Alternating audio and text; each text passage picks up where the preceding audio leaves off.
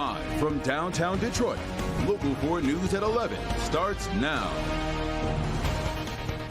Pothole-filled roads are turning local streets into a real hazard. That's what many in Clinton Township are saying. They've been putting up with these cratered roads for years now. Things have gotten so bad that the township decided to do a PACER study developed by the state. This helps communities evaluate their roads and come up with a maintenance plan. So what did it reveal? Take a look at this map and you'll notice a lot of red areas here. And so the township says that this represents more than 120 miles of roads that need serious repairs or even complete reconstruction. Shante Passmore spent the night at the forum where residents and township officials are talking about all this and how they come together to work to get a fix for these roads. Shante. So we asked, what's the worst road in Clinton Township? And we were told to check out Finley Street. And I gotta say, the best way to describe this experience, I mean, we are swaying from side to side. We're dipping in and out of the holes. The SUV is rattling. And needless to say, neighbors say something has got to change. There's the bounce, the rattle, the drop. It's just hole after hole after hole after hole. This is Finley Street. They keep patching it, but nothing's getting done. We need a new road. Jenny Jewell has lived here about 2 years. Already, she's replaced a car. She also just bought a new tire. Like I said, I'm not buying a new car because why should I? Just for it to get messed up. The resident is tired of complaining about this crumbling street. Jewell isn't alone. Clinton Township held a forum inside a packed room on how to tackle the funding needed to fix their residential roads. It seems like we ask and ask and ask and nothing seems to get done. 59%.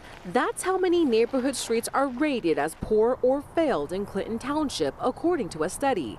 Pavement Surface Evaluation and Rating, or PACER, defines poor as major overlay, milling, and base repair are needed for fixes, whereas failed means reconstruction. Road jurisdiction falls under Macomb County. So what's the roadblock to fixing the roads? Here's the problem. Funding formula is called Public Act 51 of 1951. It has not substantially changed since 1951.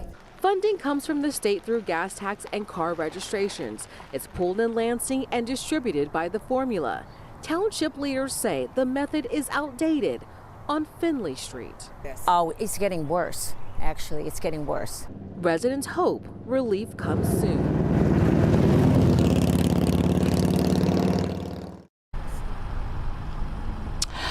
And out here live tonight, in my hands, I'm holding pieces of Finley Street. And in 2025, residents say this is ridiculous.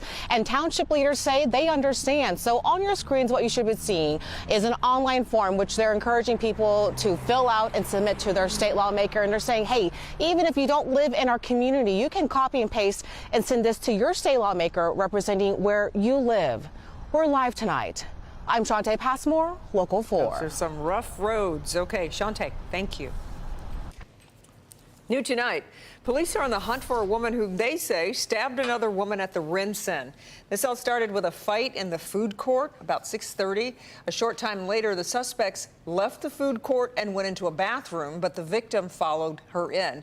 That's when things got physical and the victim punched the suspect.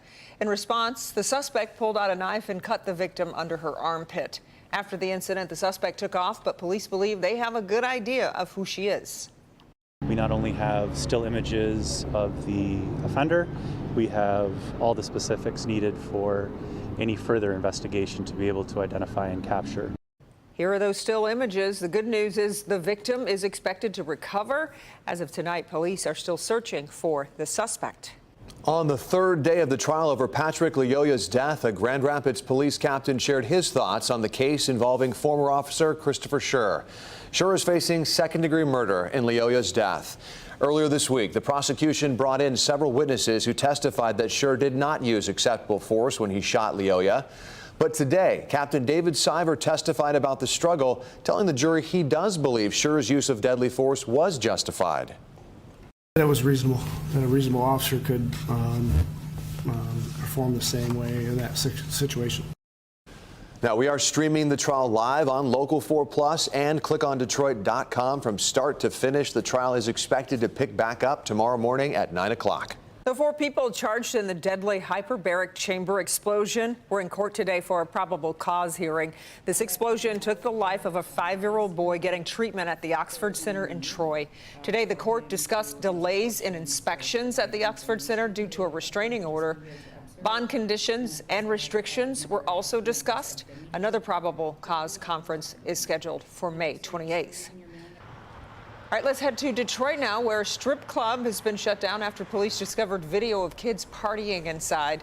Police say the footage shows more than 20 children having a party at the legendary Sting Strip Club on Michigan Avenue on the west side.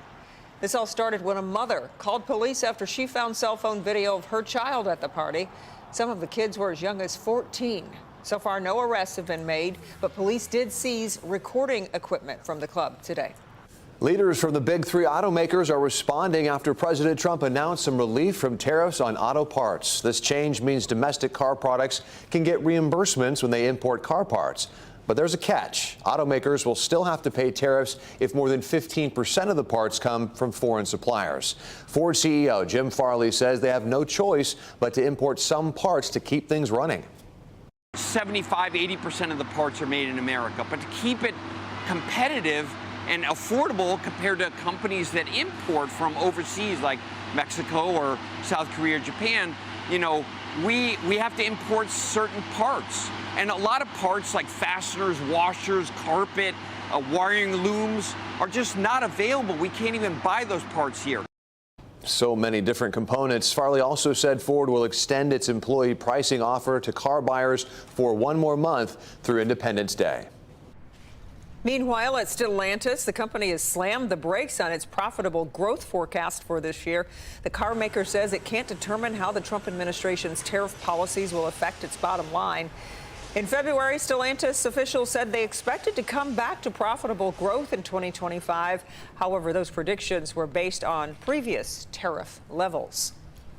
Residents of Grosse Ile Township will not be able to cross the Parkway Bridge for weeks. The bridge will be closed for up to 8 weeks so that crews can make essential structural repairs.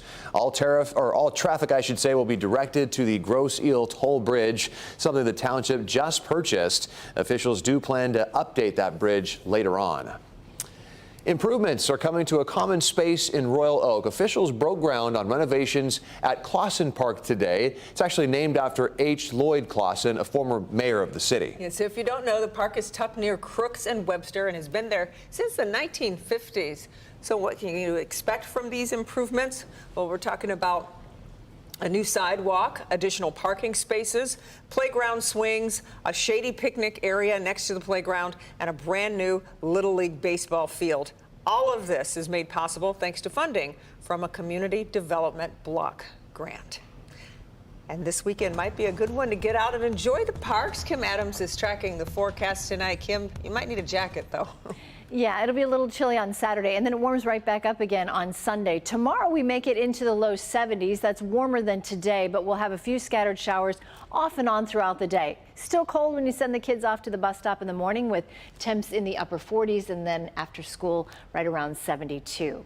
Temperatures, well, this weekend on Saturday, as I said, we're going to go down to 61. Sunday morning we'll drop down into the 30s in some spots, so hold off on planting, even though temperatures have gotten into the 80s already and now the 70s. We do warm back up again next week with highs in the mid to even upper 70s. We'll talk more about the rain for tomorrow and that weekend forecast coming up here in just a few minutes.